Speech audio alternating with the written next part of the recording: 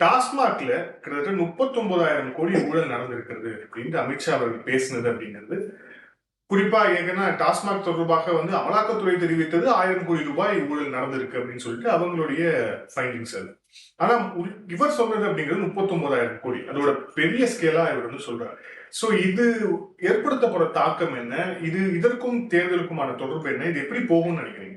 அமலாக்கத்துறையுடன் மோத தெரிந்தவர்கள் அமித்ஷாவுடன் ஏன் மோத மறுக்கிறார்கள்? என்ன காரணம்? அமித்ஷா டீடைல்ஸ் எல்லாம் பேச மாட்டாரு உங்களுக்கு தெரியும். நீங்க உச்ச நீதிமன்றத்தில் போய் இப்படி அவர் எப்படி சொல்லலாம், அதுவும் ஒரு பொதுவெளியில பொதுமக்கள் முன்னிலையில எப்படி சொல்லலாம்? இது தமிழக அரசுக்கு ஒரு தலைக்குழிவை உருவாக்கி விட்டாப்புல நீங்க அள்ளி விட்டீங்கன்னா, நீங்க கோர்ட்ல போய் இந்த விதமா ஃபைல் பண்ணீங்கன்னா கோர்ட்ல 2 பேருக்கும் நோட்டீஸ் அனுப்புவாங்க, இது சொன்னதுக்கு என்ன ஆதாரம்னு.